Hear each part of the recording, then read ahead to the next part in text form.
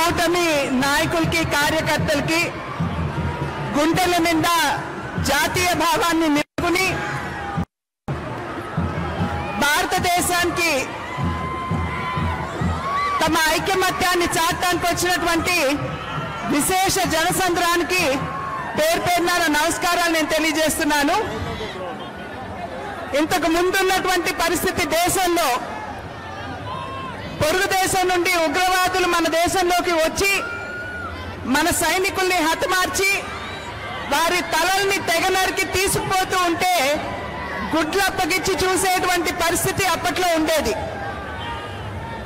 కానీ 2014వ సంవత్సరం నుండి ఒక సమర్థవంతమైనటువంటి నాయకత్వం, ఒక దృఢమైనటువంటి నాయకత్వం దేశానికి లభించిన తర్వాత దేశ ఆంతరంగిక భద్రతతోటి అదేవిధంగా దేశ సార్వభౌమత్యంతో చెలగాటమాడాలి అని చెప్పి చూసినట్లయితే దానికి ధీటైనట్టు జవాబు మనం అందరం కూడా ఈ మధ్య కాలంలోనే చూశాము.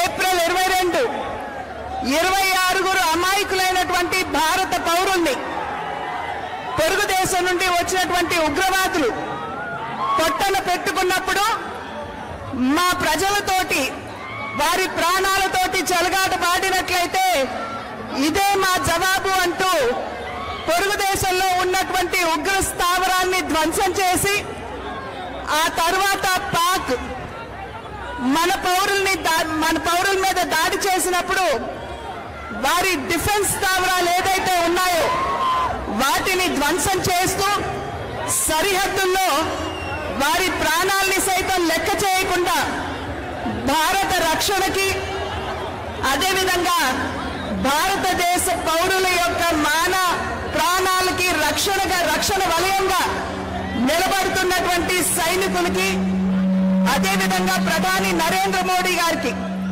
ఈరోజు సంఘీభావం తెలుపుతూ దేశవ్యాప్తంగా కూడా తిరంగా యాత్రలు తీయడం జరుగుతున్నది. ఇవాళ ఇక్కడ జరిగేటువంటి ఈ తిరంగా యాత్రకి ఎవరూ కూడా ఎవరిని బొట్టు పెట్టి పిలవలేదు. కూటమి ఏదైతే ఉందో మేము సైనికులకి సంఘీభావం తెలపాలి.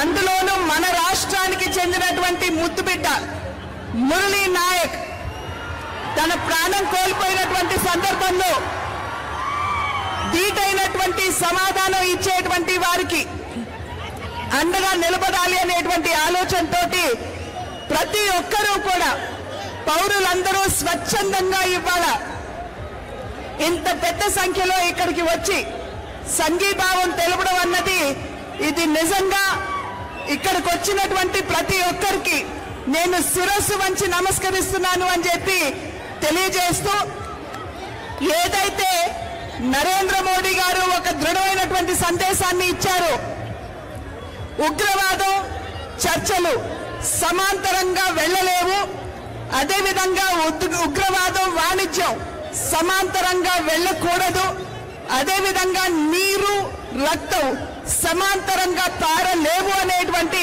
ఒక దృఢమైనటువంటి సందేశం ఏదైతే పొరుగు దేశానికి ఇచ్చారో మనం అందరం కూడా ఇక్కడ గమనించవలసినటువంటి అవసరం చాలా ఉంది.